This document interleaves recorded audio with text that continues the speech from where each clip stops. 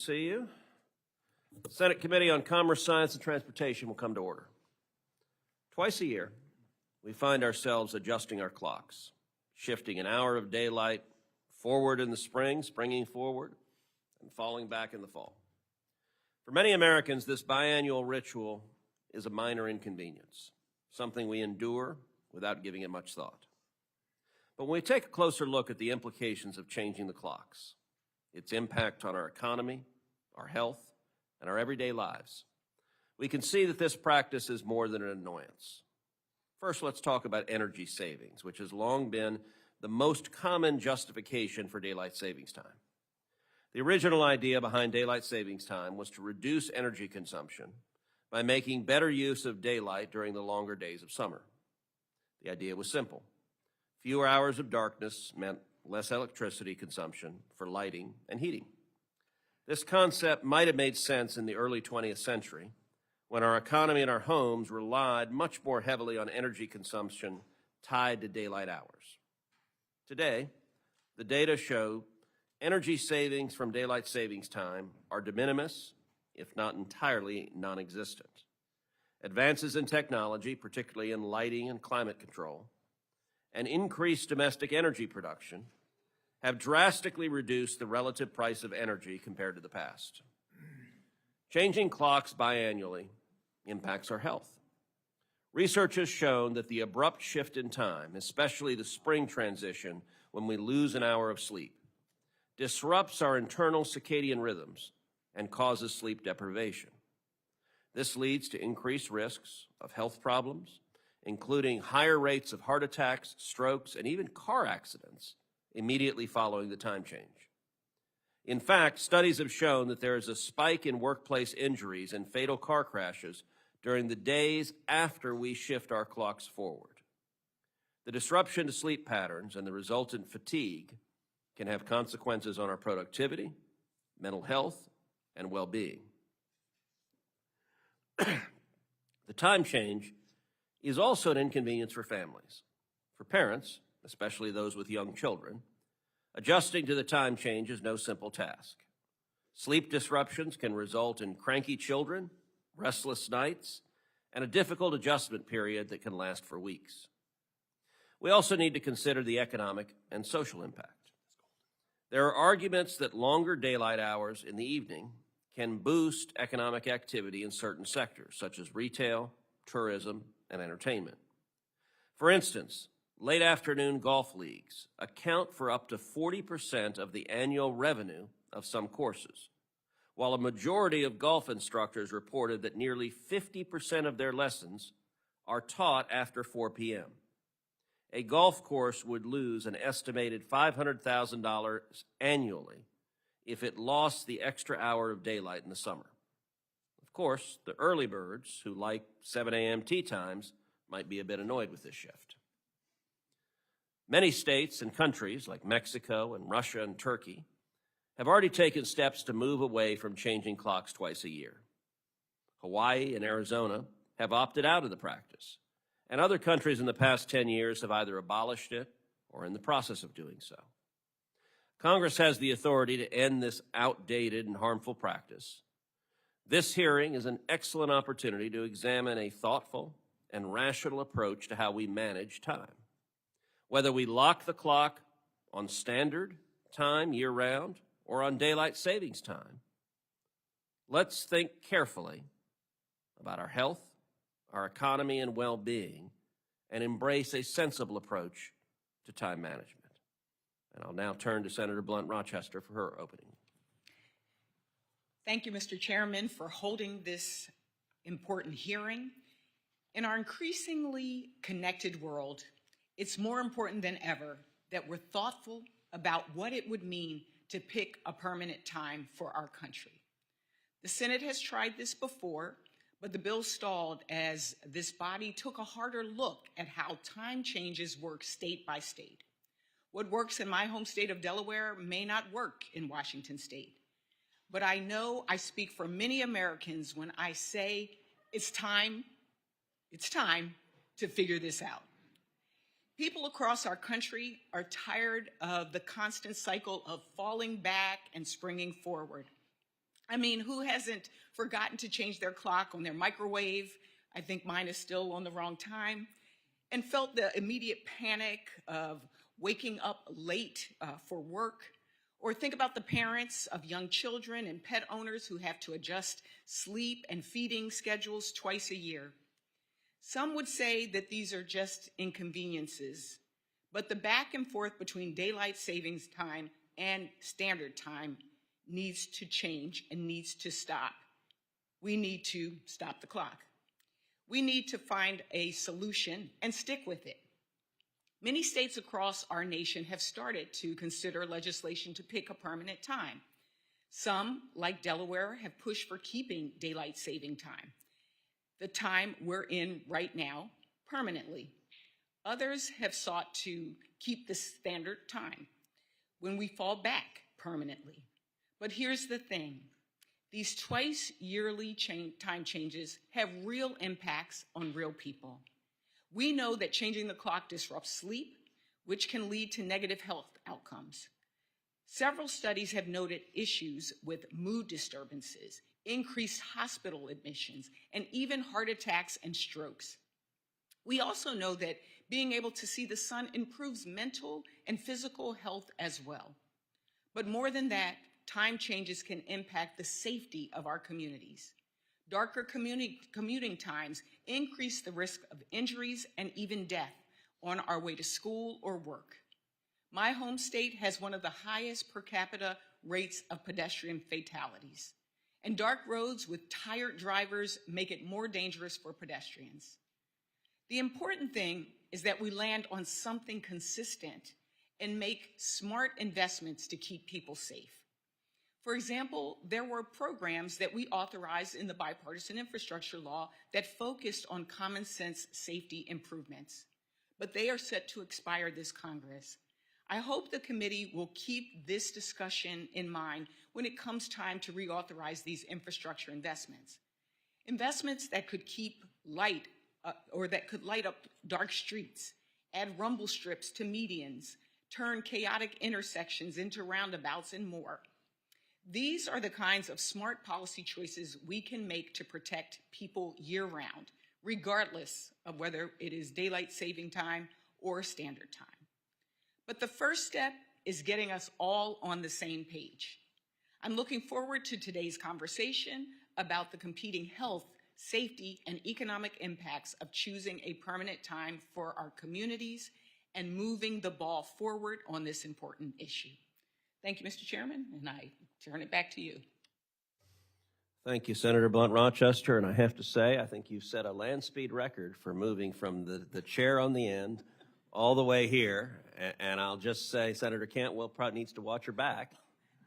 And I am somewhat disappointed in your excellent remarks that we did not get you belting out the chorus of shares if we could turn back time.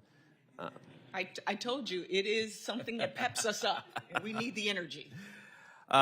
Joining us today is our friend Senator Rick Scott from the Sunshine State to give remarks on his legislation, the Sunshine Protection Act. Senator Scott, welcome back to the Commerce Committee.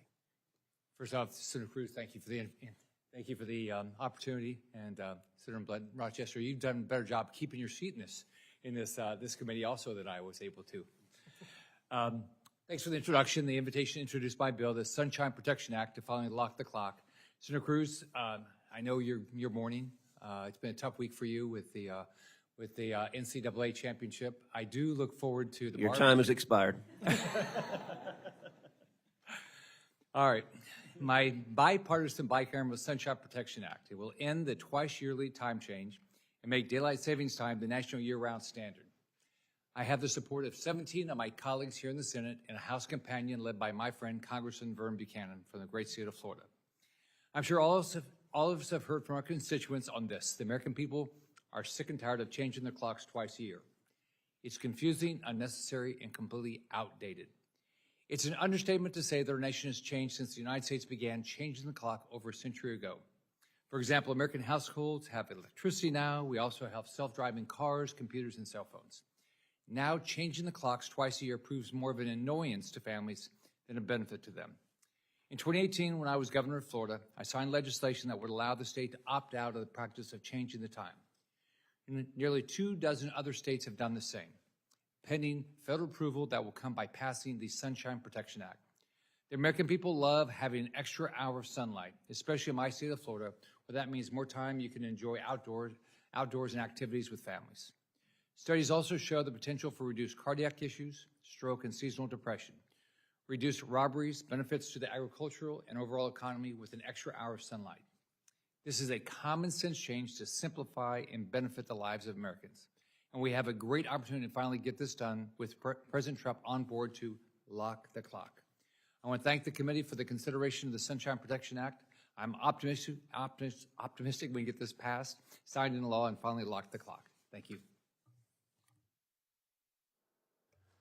Thank you, Senator Scott.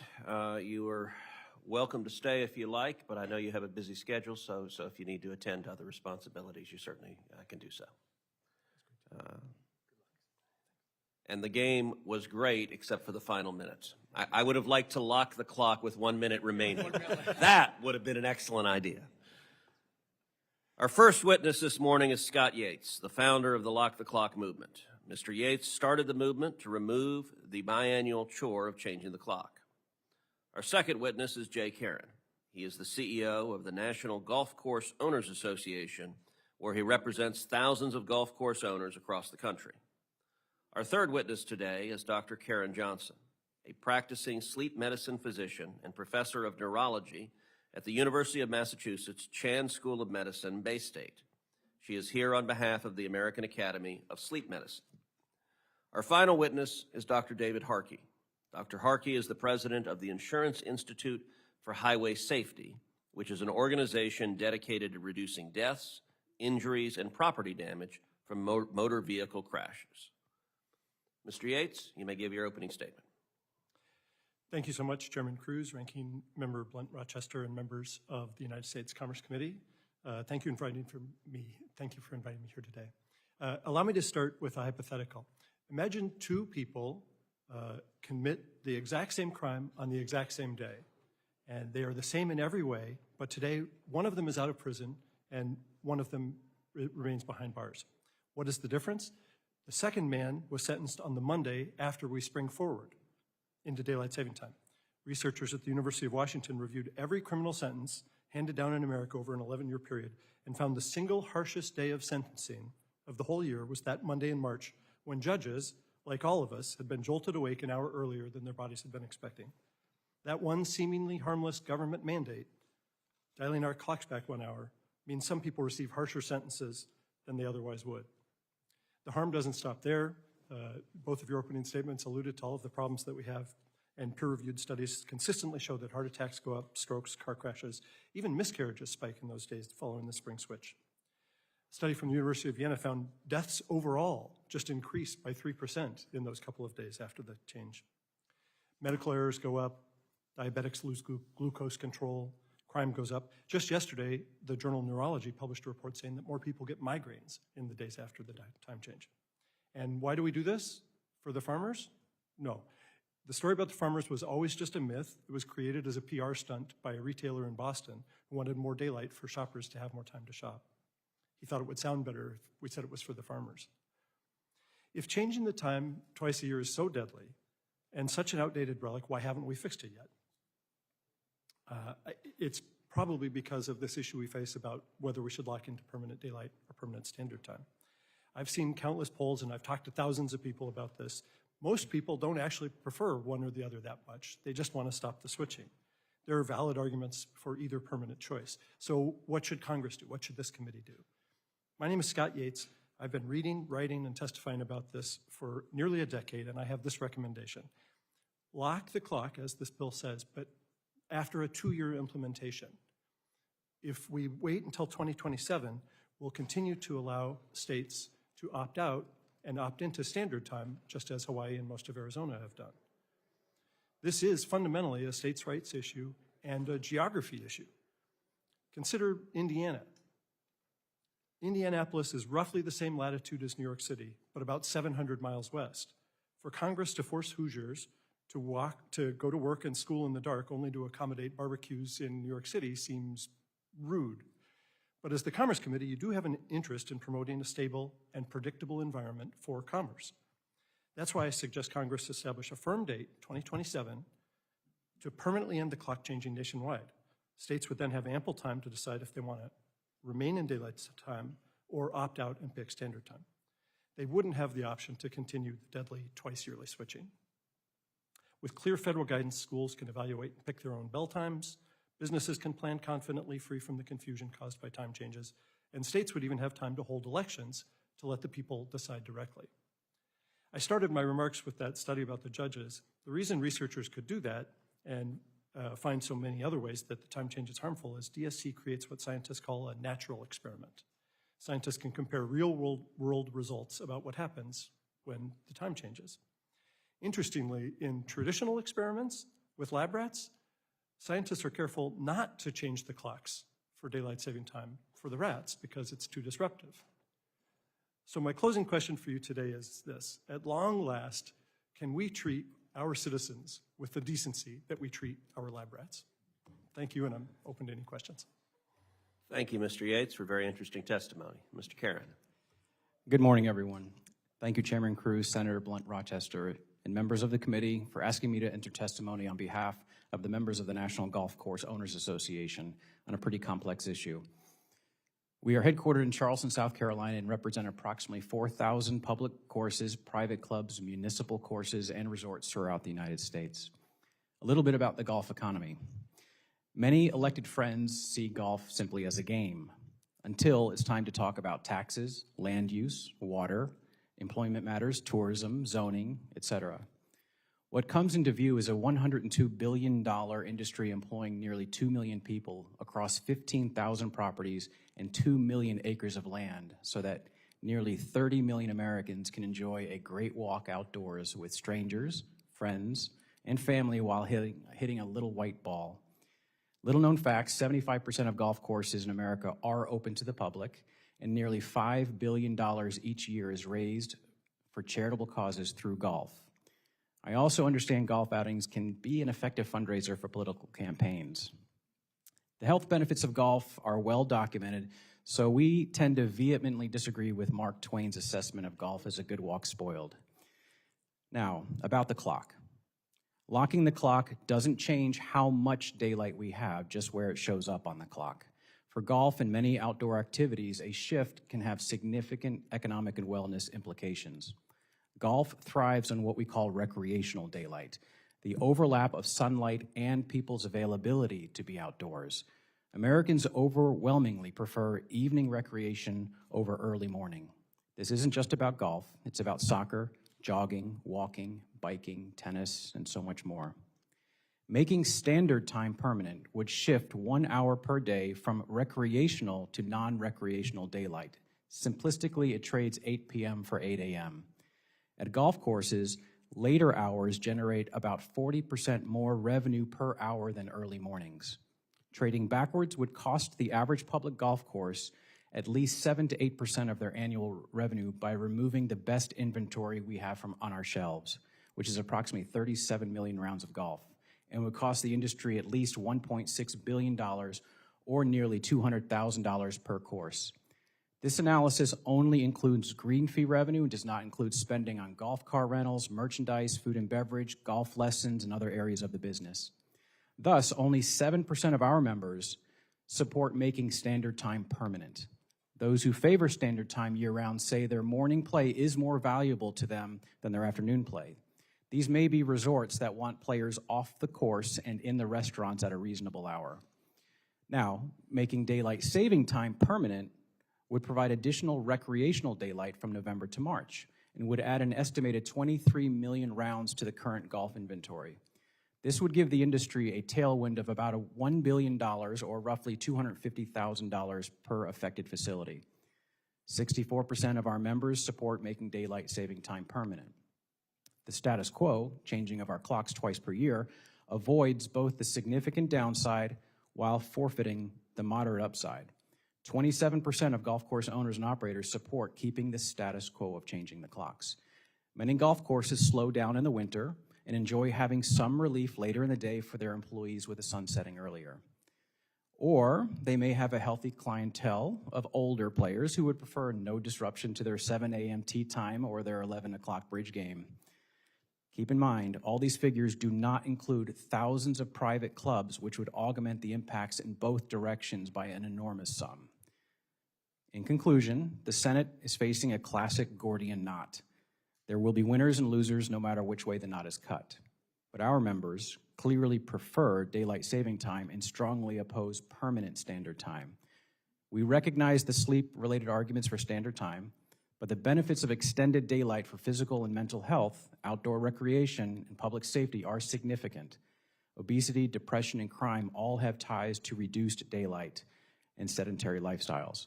So in short, we urge the Senate to avoid the consequences of permanent standard time. We encourage solutions that preserve evening daylight for golf, for health, for recreation, and local economies. Thank you. Thank you. Dr. Johnson. Thank you, Chairman Cruz, Senator Blunt Rochester, distinguished members of the Senate.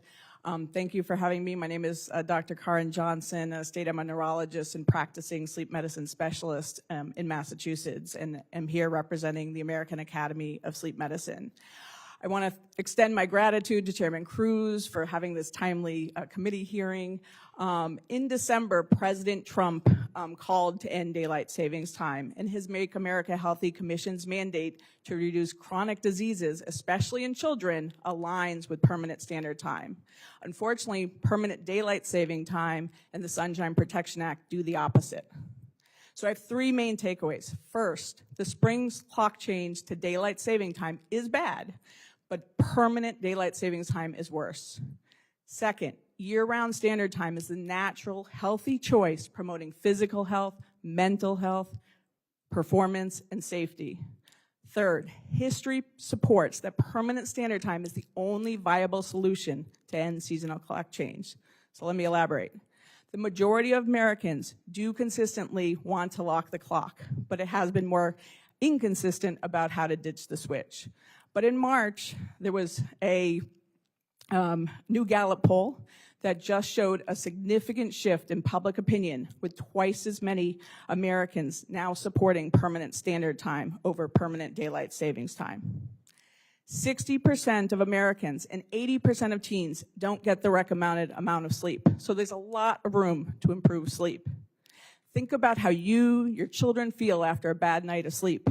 Maybe you forgot an important meeting, drifted out of your lane, eating that extra bowl of ice cream. I know I've done those things. You may have struggled to get your teenager out of bed, or been a little short with your husband. Now, instead, think about how much better you feel and function after a good night's sleep. Permanent standard time would give more Americans to get the opportunity to improve their sleep without even trying. The sun is one of the most powerful drivers of health and well-being, but the timing of sunlight is what's critically important. Without enough morning light, or with too much evening light, our circadian rhythms delay. This disrupts our sleep patterns and our body and brain functions. Permanent daylight savings time would cause sunrises after 8 a.m. for 2 to 4 months every winter, depriving us of this critical morning light. This is why permanent daylight saving time would be exponentially worse than seasonal daylight saving time. The adverse effects are greatest in our children, our teenagers, and other night owls whose bodies' clocks already run late. As discussed, there are many harmful benefits that occur in the days after this change, especially in the spring, to daylight savings time, including more strokes and heart attacks. As highlighted in the prior testimony, brain function is really affected by sleep. And so, we heard about judges making harsher statements. However, these harms does not mean that permanent daylight savings time would be better. Instead, the later sunrises and sunsets of daylight savings time lead to higher risks of chronic diseases, including but not limited to cancer, diabetes, heart disease, obesity, and these outweigh the short-term risks of what happens with the time change. There's also data that says that permanent standard time also results in better mental health outcomes, including reducing rates of depression and suicide. This is not surprising, as morning light and healthy sleep are known treatments for depression. On the other hand, poor sleep increases the risk of drug use, alcohol use, and other risk-taking behaviors. There are some misconceptions I want to address. As discussed, permanent daylight savings time does not make days longer, nor is it the reason why people feel better in the summer. Instead, permanent daylight savings time is a hidden mandate to wake Americans up an hour earlier, rather to their alarm clocks rather than the sun. If we called it the Go to Work an Hour Earlier Act rather than the Sunshine Protection Act, no one would be voting for it. Permanent daylight savings time does not increase overall exercise levels in the U.S. And even if some people exercise more, obesity and heart disease, these chronic diseases, are still more prevalent. There is while darkness comes with health and safety risks, daylight savings time is not the solution. There is no data to support that permanent daylight savings time would reduce overall crime or motor vehicle crashes. Instead, later sunrises and sunsets are associated with 20% more fatal crashes. The negative impact of daylight savings time on sleep and our brain health harms the economy. Workers, especially those with early start times before 8:30, think of your farmers, your transportation workers, your factory workers, are less likely to be productive and efficient. Workplace injuries rise after the transition to daylight savings time, and healthcare spending increases. On the other hand, permanent standard time improves academic success in our children with higher test scores. Your constituents' utility bills will be lower with permanent standard time by reducing heating and cooling costs. And finally, the U.S. tried and quickly abandoned permanent daylight savings time twice before, most recently in 1974. It just doesn't work. It won't last. For those that are serious about ending clock changes, permanent standard time is the only viable solution. Please refer to my written testimony for more details, and happy to look forward to the questions later. Thank you very much. Dr. Harkey. Chairman Cruz, Ranking Member Blunt Rochester, and members of the committee, thank you for the opportunity to share the IAHS research on the road safety implications of daylight saving time. When discussing any topic on road safety in the United States, it is important to set the stage. Simply put, we are in a road safety emergency. Crash deaths have risen nearly 30% since 2014, from below 33,000 to more than 42,000 in 2022. Pedestrian crashes in particular have reached crisis levels, climbing more than 80% from their low point in 2009. Changing the clocks twice a year is relevant to road safety first and foremost because it affects the amount of ambient light during peak times for travel. We know that darkness is associated with increased risk of fatal crashes. We do about a quarter of our travel at night, but nearly half of motor vehicle occupant deaths and 3/4 of pedestrian deaths occur in the dark. Obviously, adjusting the clock cannot increase the number of daylight hours, but can only shift how they align with work and school schedules. Since people travel at all times of day, and the risk created by darkness varies by road user type, the effects of these time changes on crashes are complex. The aim of our recent study was to examine the effect of changes in light conditions associated with the beginning and end of daylight saving time. We examined 10 years of fatality data for the 5 weeks before and after each time change, and only considered crashes between 4 a.m. and 10 a.m. and between 3 p.m. and 9 p.m. Ambient light conditions were calculated using the sunrise and sunset times corresponding to the geographic coordinates of each crash.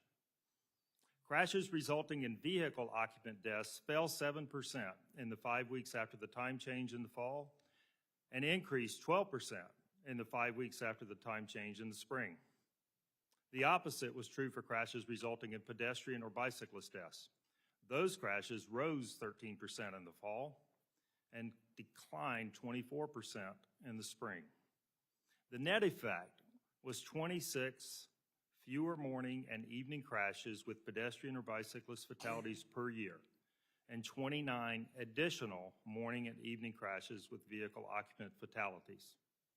It is important to emphasize that our study does not point to a preference for standard time or daylight savings time based on road safety alone. The clearest takeaway from this research is that there is a strong relationship between increased darkness and fatal crashes, particularly for pedestrians and bicyclists. This is consistent with previous studies, including our own work from 30 years ago examining the effects of daylight saving time. While the clock may not hold the answer to our road safety crisis, there are known solutions for protecting pedestrians in dark and low light conditions and for reducing the crash toll overall. We should commit to infrastructure and vehicle improvements that have been shown to increase safety for pedestrians and bicyclists on different types of roadways in urban, suburban, and rural environments. This includes engineering treatments to improve motor shielding behavior and vehicle technology such as better headlights and automatic emergency braking. Efforts are also needed to address speed on our roadways. The speed effect on crash severity is more pronounced for pedestrians and bicyclists who do not have the benefit of the vehicle structure to protect them. Speed limit policy, enforcement, engineering, and vehicle technology all have a role to play in slowing down drivers. Such a multi-pronged strategy to improve pedestrian and bicyclist safety at night exemplifies the Safe System approach, which the U.S. DOT has adopted as the guiding paradigm of the National Roadway Safety Strategy. But implementation has simply been too slow. We are alarmed by the rising toll of crashes on our nation's roads and dismayed by the lack of urgency to fix the problem. For this reason, we recently launched an initiative we are calling 30 by 30, a goal to reduce U.S. fatalities 30% by 2030. Achieving this reduction will require a concerted effort by all stakeholders.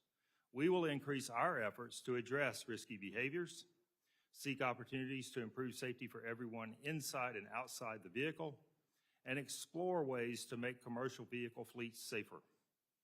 We ask everybody who cares about the needless loss of life on our roadways, including this committee, to think about what they can contribute to achieving the 30 by 30 goal. Thank you. Thank you. You'll notice the freshmen have taken over this committee. And we have an agenda, don't we? Yeah. Oh, yeah. Listen, I'm pleased to be here. John Curtis from Utah. And thank you, panel, for this important topic. And I think it's fair to say that my constituents share the same frustration that's been articulated here by the back and forth. Mr. Yates, you mentioned in your testimony that the only reason we still have this time change every 6 months is due to the federal government's inability to decide between standard or daylight savings time, which one is best. Based on your research and your outreach, do you have any indication how many states would opt out and maintain permanent standard time if your proposal for permanent daylight savings time were enacted? Thank you, Senator, for the question. I don't have a specific answer. I can talk to you about some of the conversations that I've had with state legislators, including, I don't know if you know Dr. Raymond Ward in Utah. He was the sponsor of the bill there, and he thought, and he said all of his constituents told him that the state preferred, that everybody preferred to stay in permanent daylight time in Utah. Utah might be a case where standard time might be a good option, and that's why I think the 2-year implementation would actually be a great chance for everybody in Utah to look at what. So let's talk about Utah. Sure. You are correct. They've actually passed legislation to stay on permanent daylight savings time. And I guess my question is, why shouldn't states have the right to make this decision? Don't they know best about what they want for their constituents? And why aren't we giving more accommodation to states, and particularly Utah, who has spoken so vocally about what they would like? I'm sorry, Senator, are you asking, is there a way that the states could opt out of? So my point is, yes. States know what's best for them. Right. Some states, like Utah, clearly have a preference, and some would go the other way. And I guess my question is, now let me tie that into the next question, is we could see a patchwork, which I suspect might be the answer to that. Now, Utah, by the way, we abut Arizona, and so my whole life we have watched Arizona mock us, right, as we all change our times. And somehow we've navigated that just fine, right, without any problem. And then I'd also bring up, like, technology is in a very, very different place than it was years ago, and our ability to adapt to this. So do you worry about a patchwork, or are we okay with that? Thank you for the question, Senator. I think that less complexity in the system is better. It's natural to think that there would be a patchwork if we allowed more states to opt into permanent standard time, but we have a patchwork now. What we would be creating is less of a patchwork because the lines might change a little bit. For instance, Indiana, for instance, may decide that it's better for the whole state of Indiana to be in Central Time with Chicago, which it abuts and which is 1,000 miles from Boston. And so it wouldn't create a patchwork, it would just create a change in where the line is. And so the first and most important thing is decreasing, eliminating the clock changing, which decreases complexity. And then once we've got that stability, it won't be a patchwork, it'll just be, we know what time it is in Indiana because all of Just the way we've accommodated it to, with Arizona. Exactly. Right, and if we're honest, we, like you point, we already have these lines, and they do just fine. Exactly. With it. And so, just for the record, I'm a strong advocate to let my state do what they prefer to do, and feel like they know how to make those decisions best. I'm going to use just a little bit of time for actually a very interesting personal question, Dr. Johnson. Given all the effects that we've heard about, what's the likelihood that if somebody had a profession where they were moving across the country twice a week and changing time zones an hour or 2 hours or sometimes 3 hours, that they would be subject to those same problems? So, a lot of us can relate to jet lag. One thing that happens with jet lag is you're moving to a new time where the sun is in the sky. And so we adjust to that within a day or two. We get to the new time zone depending on how far we're going.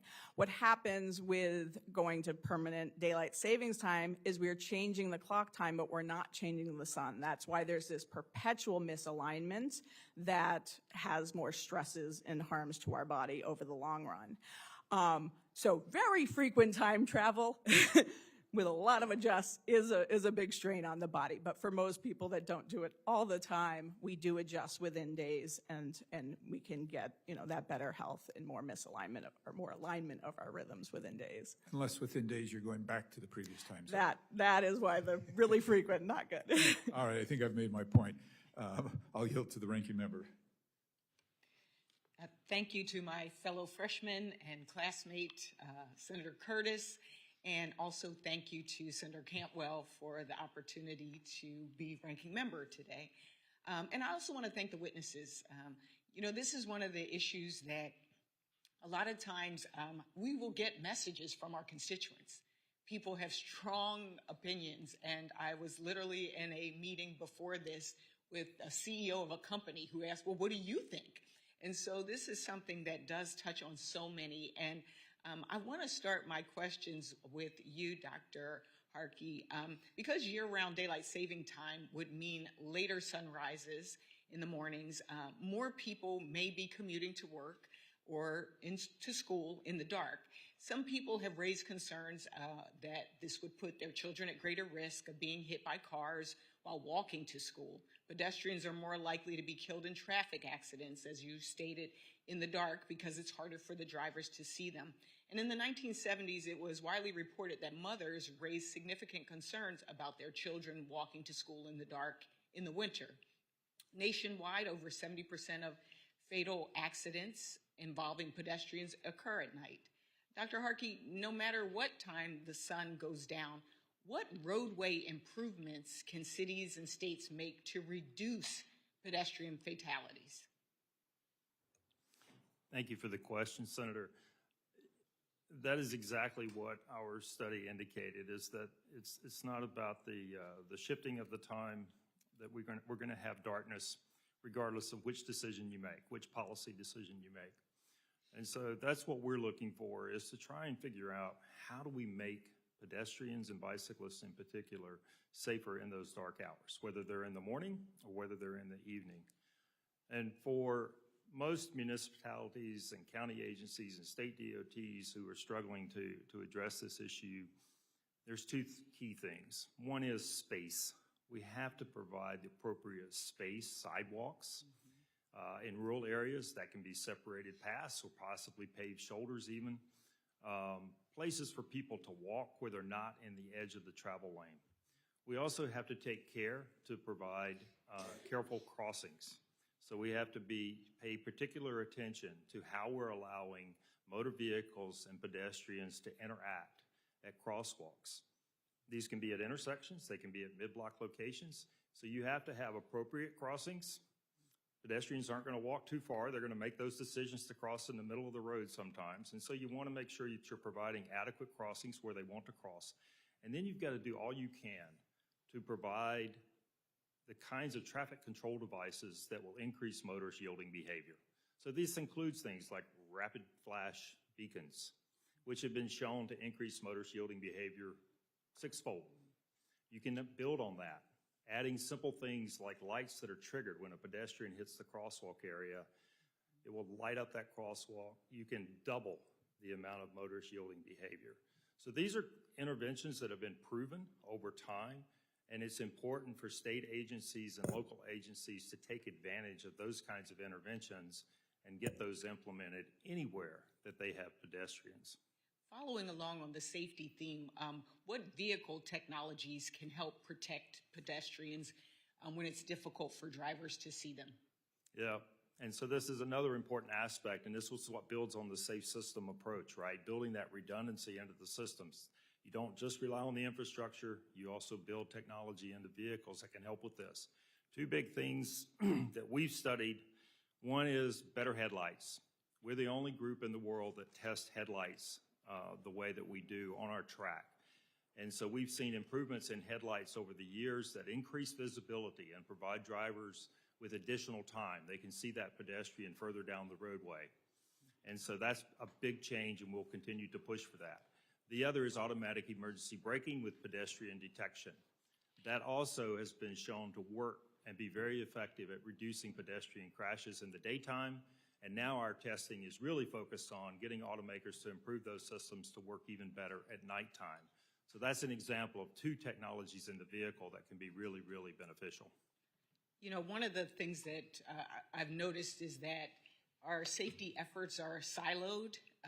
You have the Federal Highway Administration, which builds and maintains highways. You have the National Highway Traffic Safety Administration, which regulates vehicle safety standards and investigates defects. Then you've got the Federal Motor Carrier Safety Administration, which oversees commercial motor vehicles and trucking industry safety, all kind of working separately. And I think back to what you were talking about kind of how can we better layer safety measures to help stop deadly crashes? Yeah, you're absolutely right. And so build on top of the separation in the federal agencies that you just discussed. Along with them, you have state DOTs, you have county DOTs, you have city DOTs. And so it becomes quite the web of how you make decisions when it comes to road safety. One of the things that we have to do a better job of is communicating between those agencies deliberately. And so there is no single authority of the ones that you mentioned that has complete authority over every decision on our roadway system when it comes to safety. And so these agencies have to do a better job of communicating together deliberately, and not just at the executive level, but at the staff level, because it's at the staff level where people know what interventions work best and how to apply those in a way that you create that redundancy in the system that we were talking about. So whether it's infrastructure, whether it's vehicle, whether it's changing behaviors, that communication amongst the staff is absolutely critical. Great, thank you, and was really interested to hear about your 30 by 30. So in the interest of time, I will yield back to the chairman. Thank you very much, and I want to thank each of the witnesses for being here on what is a very interesting topic, an important topic, and complex topic. There are very real and complicated issues and countervailing arguments on both sides. I think there is widespread agreement on locking the clock, but where to lock it. The reason we're holding these hearings is because these are real arguments, and they have real impacts on people. Let me start on the health side. Dr. Johnson, can you expand on the impact sleep deprivation has on our overall health, on our minds, our moods, and especially on young children for whom we know sleep is so vital? Thank you for asking about that. Yeah, sleep comes has different aspects. So one is just how much we sleep, but it's the quality of sleep and then the timing of sleep. So any disturbance in that can affect our, how we do. So we know that kids, even if over a whole week they get enough sleep, if they don't get enough during the week and catch up on the weekend, they still don't do as well. And so sleep and our circadian rhythms, they really regulate every aspect of our body, our metabolism. They affect how we think about things. They affect our choices of food. You're more likely to grab a celery stick when you're, got enough sleep, but grab that bagel or that, candy bar when you're sleep deprived. Athletic performance, we know, is better when people do sleep. Academic success in school. And then mental health has some of the most deep connections to sleep health. And that's why, even though people, feel better when they see light, it's that timing of light and our circadian rhythms that is so deeply intertwined, that if we can improve sleep, if we can improve those rhythms, we see those lower rates of depression overall. We see lower rates of suicide. And that's what the data, there was just a new study that came out just last week showing 6% higher rates of depression when the sunrises are set later, when we lose that critical morning light. And this gets exponentially worse in the winter when you lose the light in the morning. So Texas and the southern states actually lose that morning light for a longer period because of the curve of the earth. The more even days, you get 3 to 4 months with it being dark after 8 a.m. And some of the darkest places in the country are actually in western Texas if we were to go to permanent daylight savings time. And that's why in 1974, a lot of the push to end our experiment with daylight savings time was actually pushed by states like Florida and Texas and the southern states. Can you also explain why consistent sleep patterns are important for teen brain development and mental health? Yeah, so again, this goes back to our circadian rhythms. And so when our circadian rhythms are working well, they help us anticipate our day. And so what I mean by that is we have certain times when our body wants to go to sleep. And so teenagers, their natural rhythm is later. If any of you have been around a teenager, you can't just say, go to bed. They're like, I'm wide awake. We have this, what we call a forbidden zone. Their alertness just is skyrocketing in that time before bed. And so they can't get to sleep on time, but if our social schedule is set an hour earlier, which is what daylight savings time does, they don't have that opportunity to get the amount of sleep they need, and they tend to switch back and forth on weekends, and that switching affects us. And so that then affects how our brain functions. We know more and more about sleep being important for clearing toxins from our brain, which sets us up for things like dementia, Parkinson's disease. I just came back from the neuro conference with data pointing to the connections there. Our metabolism gets off, so we're more likely to gain weight. Again, even if people do exercise more, we see like 10% higher rates of obesity in places where the sun sets later. So sleep is so critically important for our metabolic health, our overall health, our mental health, how our brain functions, which affects the safety issues. The highway study, it found a higher risk of vehicle crashes even though it was light later. The effect of sleep is more powerful than almost anything else, and by aligning the sun, we can really help that. So let's talk a little bit about the idea of states' rights. And I've heard from groups on both sides of this issue that want either permanent standard time or permanent daylight savings time. Almost everyone agrees that changing the clock twice a year doesn't make sense. Mr. Yates, in your opening statement, you said that setting the clock is fundamentally a states' rights issue. Why do you think that decision should be left to the states?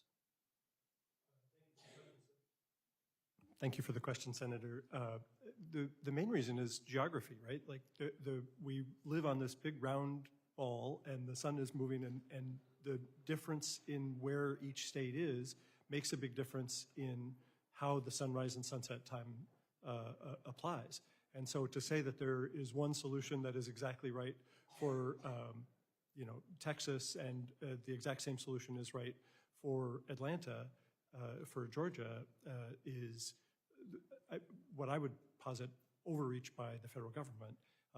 And I might even go back to the example that is often cited about when the time change happened in the 70s, and just to give a little context to why that was such a failure. It's often cited that people didn't like it because there were children that were put at risk in the dark waiting for school. It turns out a lot of that is apocryphal. As we've heard, pedestrians are much safer with more light later in the day. But the thing that is interesting about that time change was, and this shows you how different politics was back in those days, that law was signed into law on December 15th, 1973, right in the middle of Watergate. You could say that maybe it was a distraction from other things that were going on, but it was enacted on December 15th, on a Saturday. It was it took place on January 6th, 1974, about 3 weeks later. So you can imagine the worst Monday of the year already is the one after the holiday break where you have to go back to school and everything. To have an extra hour of sleep robbed away right before that, you can understand why it was so unpopular and why it was repealed 2 months after Nixon resigned office. So it clearly doesn't work for the federal government to come and say, this is a mandate of exactly what we should do for all of the country all at the same time. But it is the place of the Commerce Committee to say, we need a well-regulated time system. And so it makes sense to get rid of the clock changing. And if we give 2 years to the states to be able to say, so that all of these arguments can be hashed out, and they're all valid arguments, but they can be hashed out in the geography of the place where it would actually apply. And they would have time to plan and figure out what is the appropriate time for school to start to take in this evidence from neurologists, and what is the best time for all of the businesses to operate. So maybe if we had more daylight, the Watergate break-in doesn't happen, and history would be different. Dr. Johnson, you seem to disagree with having states decide on how they should lock the clock. In your judgment, why do you think that would be the wrong approach? So time is a measure. So Congress has the control over setting measures. I think of my husband, he likes to make a joke. He's 6'6" in the morning and 6'5" in the afternoon. We don't change the length of a foot on his diurnal pattern of his height. Time is supposed to say, how the sun is moving through the sky.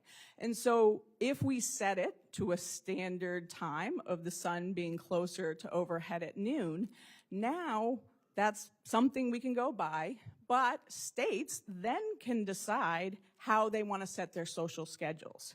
So instead of sort of tricking people into, you all have to get up early no matter what, let's have each state decide when they want their schools to start, when businesses want to start. But let's fix a measure of time that has a meaning where the sun is overhead, and then adjust, the social schedule around it. And that is definitely something the states should decide on. Thank you. Senator Lujan. Thank you, Mr. Chairman. Thank you all for being here today. Dr. Johnson, thank you for joining us today. I saw that the American Academy of Neurology sent the committee a letter encouraging us to consider that standard time, not daylight savings time, is the best to align with our body's natural clocks. Many people still sleep through the morning light or after the early sun rises. Does that mean that light is being wasted if they are not using it awake? So light helps us get up. Most people will wake up naturally after light. Now, some people, my teenagers, could easily sleep until noon, and that makes them actually more likely shift their schedules even later. So when you miss morning light, which is needed to reset your rhythm, or if you get too much light in the evenings, you drift later and have even more trouble getting up in the morning. And so that's why if we actually set it so the sun is rising earlier in the morning, more people will actually naturally, because their circadian rhythms start saying get up on time rather than get up so late, will be able to be ready for the day, be able to have their circadian rhythms help their health, help their metabolism, which is going to be good for heart disease, stroke risk, dementia risk, all these other sort of chronic health problems. I appreciate that. To all the panelists, what does this mean for New Mexico? for our farmers, school children, and teenagers, the elderly, workers in tourism and recreation. What would permanent daylight standard time mean for these communities? One or the other, I apologize, not or. Mr. Yates? Senator, thank you for the question. New Mexico is another real leader in early movements to try to lock the clock. State Senator Cliff Pirtle worked on this. I worked with him closely for a long time. It was the effects on everybody in New Mexico of the clock changing is the same, which is it's very disruptive. It's not disruptive equally for everybody, but for a lot of people it is. A lot of all the things that we've cited, all the different health studies show that.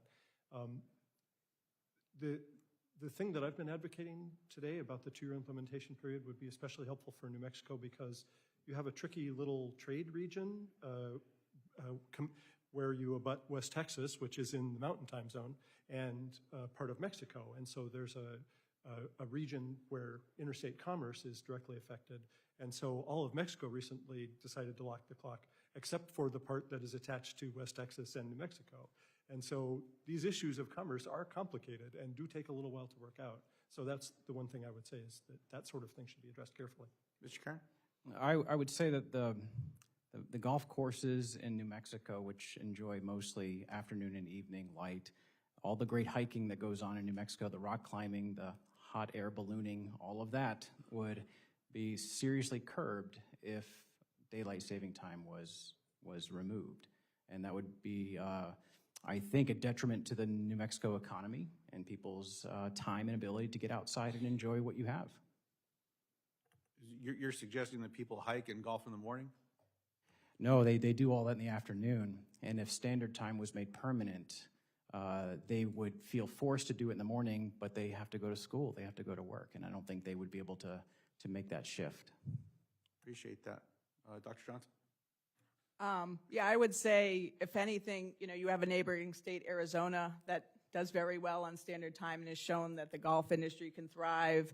If anything, a lot of people say, and one of the reasons Arizona says they stayed on standard time is because it gets too hot later. So a lot of people do like to do exercise later, and that often is actually a better time for our health to get our exercise in. So if we can get people up so that they can be more active in the morning and get this exercise and enjoy all the wonderful things like hiking, which I know when I've gone to places like New Mexico, I do in the morning. I think that we can still have all these activities on either time, but I think standard time is the healthier choice. Dr. Harkin? So our work was looking at fatality data nationally rather than by individual states, in part due to sample size.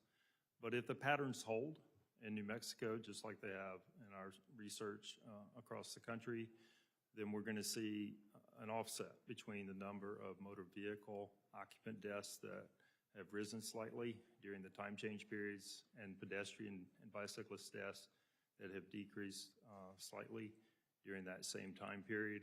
And so the net effect is one of really no change when we look at road safety data alone. And so if you're trying to make this decision on the basis of just road safety, I don't think the results of our study are going to point you in one direction or the other.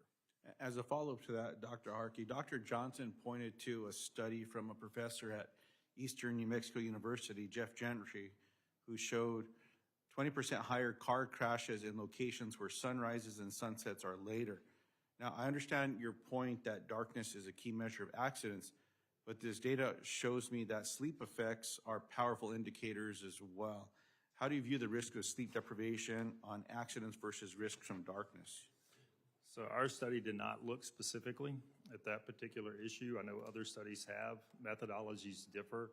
Most of the studies that have tried to look strictly at that small amount of time change before and after in the crashes concur that the real issue here is the amount of ambient light and the time of day when it occurs, that darkness is the real key, and you just need to make sure that you're providing good safety interventions to address issues of darkness. So whether that is improving technologies in the vehicle, such as headlights, automatic emergency braking, or whether it's you're putting in infrastructure measures that add more lighting, add more space for pedestrians and bicyclists to keep them separated from motorists. Whatever you can do to reduce those conflicts in the darkness and improve awareness of other road users in the darkness will be beneficial, regardless of the time change. It sounds like you support my legislation to require technology be installed in vehicles to prevent impaired crashes. So I'll take that as well. We'll share that with my colleagues.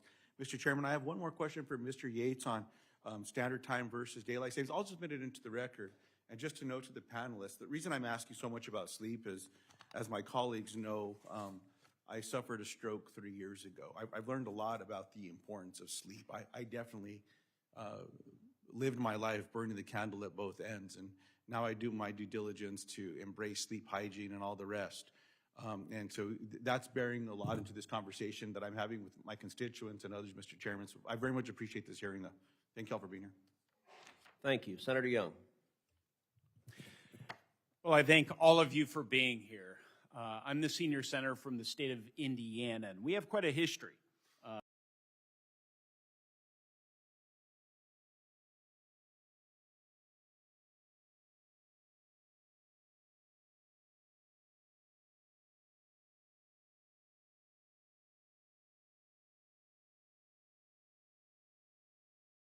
Career and beyond. Congratulations. Thank you so much.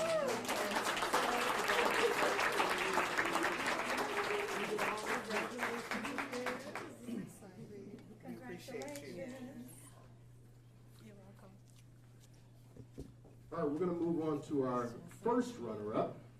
And our first runner-up is, drum roll,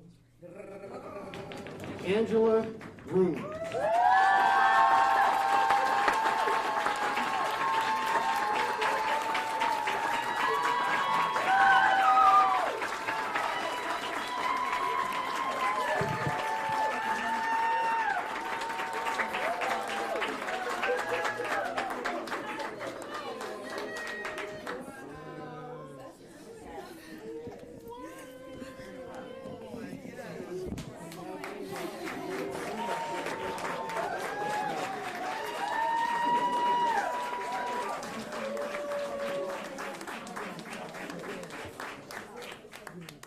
And our PGCPS Teacher of the Year.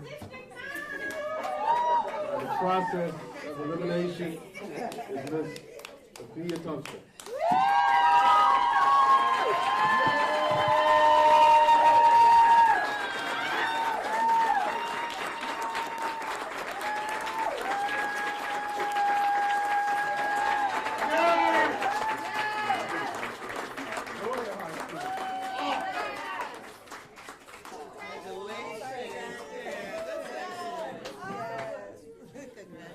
Come on, non-traditional.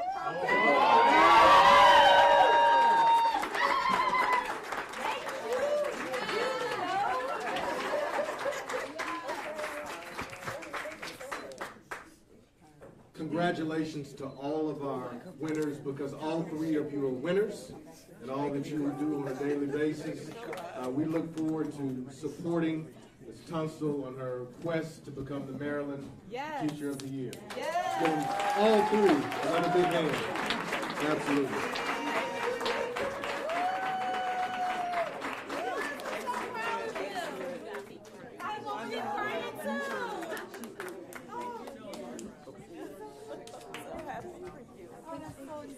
And now we're going to hear from our Teacher of the Year. Just a moment.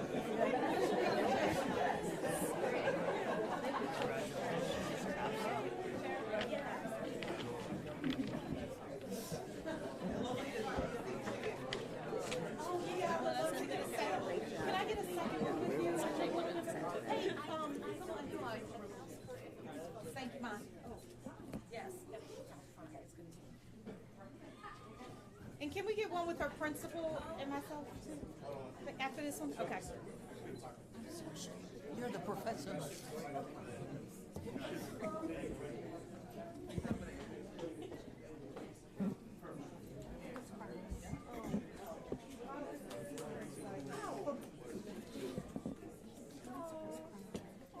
we get one with our principal? Yes, please.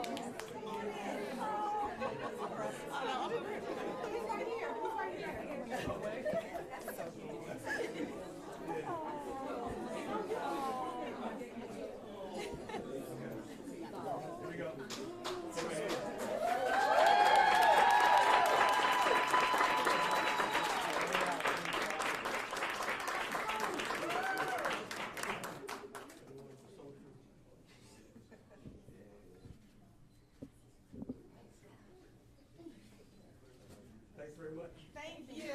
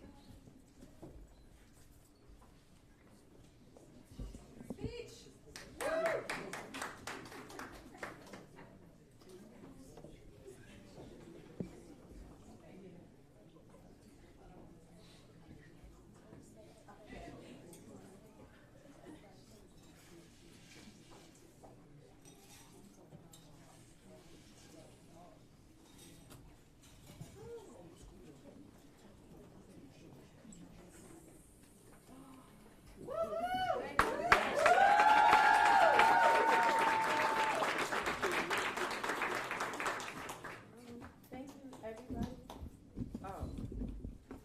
I want to first thank God for strength,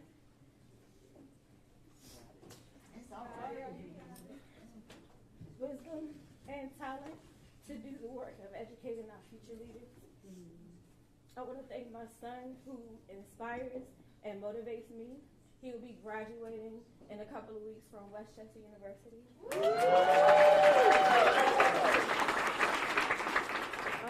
My family and friends who are here for their love and support and being present today. To the Teacher of the Year Committee and all stakeholders, including the Office of Community Partnerships, for having this award and the event to recognize the work that teachers do. Congratulations to the other finalists as well.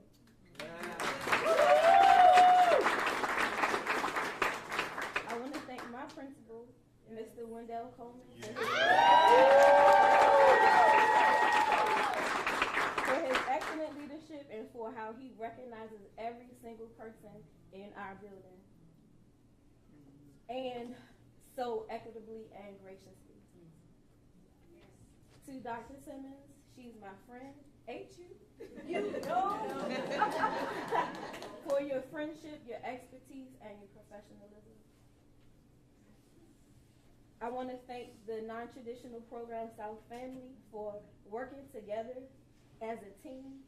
This work is not in isolation. We serve, we guide, we educate our youth with love and care every single day.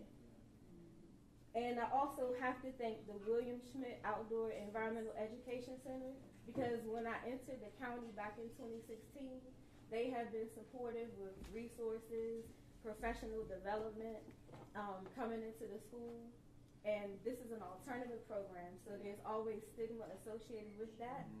And so what I like to say about alternative programs is we are the best kept secret.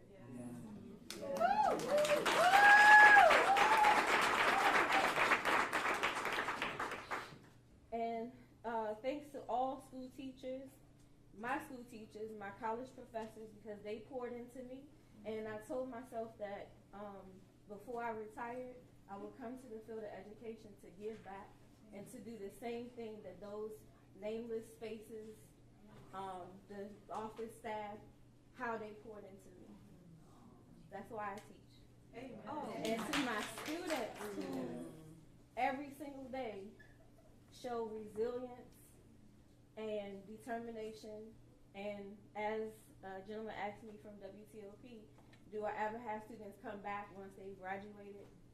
Every time. And so that's what makes us to show up every day and do this work. And thank you for everybody being here.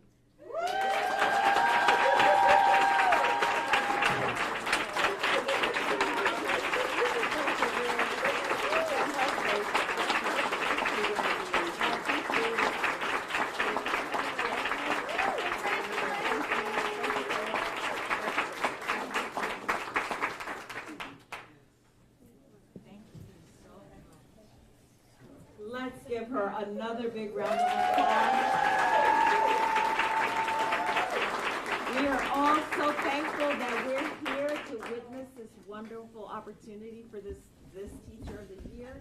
And we want to thank again our team, our planning team, our work team, for making sure that this was a wonderful event. We thank our superintendent and our executive staff, our board members for being here. I am just so inspired. Y'all know me, I'm a country girl. I'm ready to sing. But pardon me, Dr. Bell. Good job, Mary. Good job.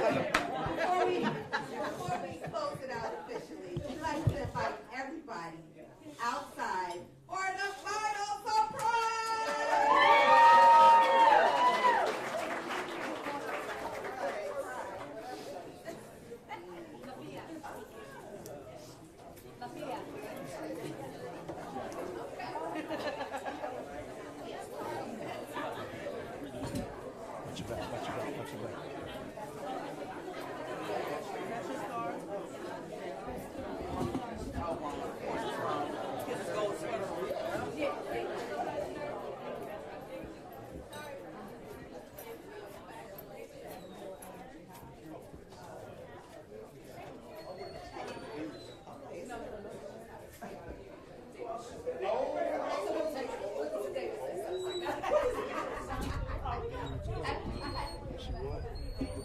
Shot it like that.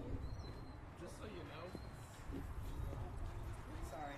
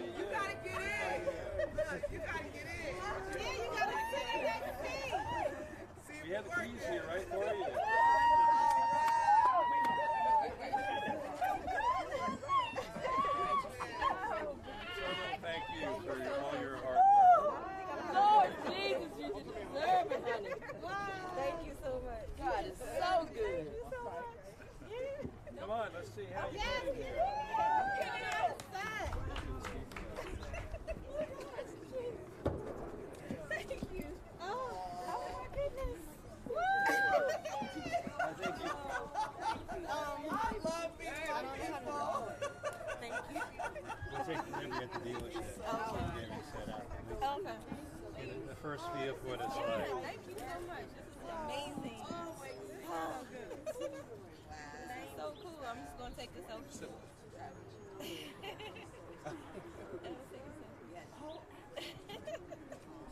Thank you so much.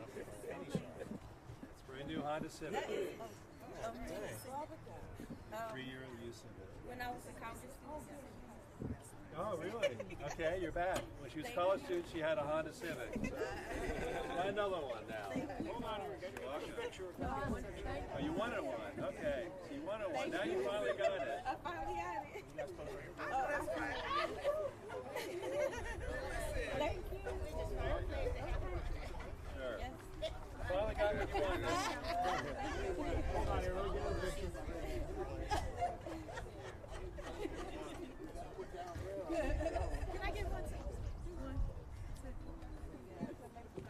Hold on, I gotta do this. Okay.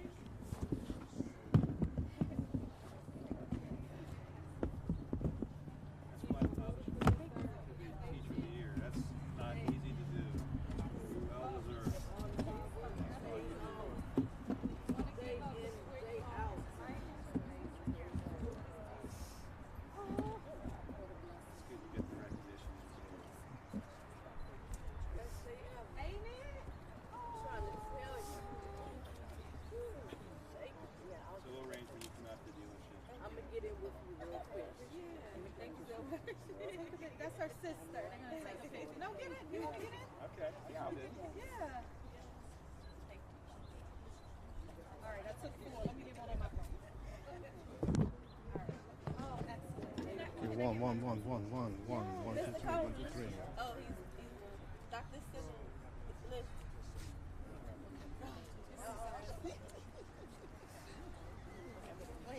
Okay. Can you take one on my phone? Does she get special parking in the parking lot at the school? Anywhere she wants to. Oh, wait, so, okay. Okay.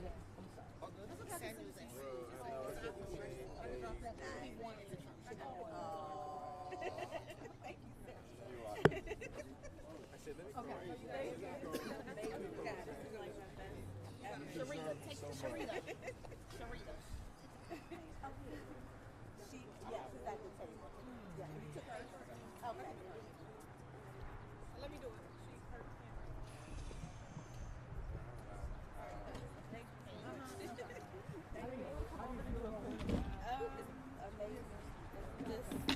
Elated, grateful. Yeah, let's see. Here, give me your mic. I'll hold it for you. No, the car. We need to see the car in the back. You get the car in the, no, you come over here, please. Okay, watch it. I'll just get You want to come right over How are you feeling today? I'm just elated. I'm so grateful, and just this is a win, honestly, for my whole school, for the alternative programs, for my family who can't be here, and just there are no words. I'm just very grateful. Yeah. And I'm not sure if this is the first time someone from an alternative school has won the award. Are you aware of that? I'm not sure, but I would think so. Based on the schools they were mentioned, I believe we are the first. And how does that make you feel that that's something that's non-traditional that's happening? It makes me feel proud, and I'm just grateful that people will understand that we are the best kept secret, that every student can learn, and that the students who, for whatever reason, are marginalized, we send them to us. Are you going to tell your students? What are you going to tell your students? I'm just going to celebrate with them on tomorrow. Yeah. Take them for a drive? No, they would they would love that, but I'll show them a picture.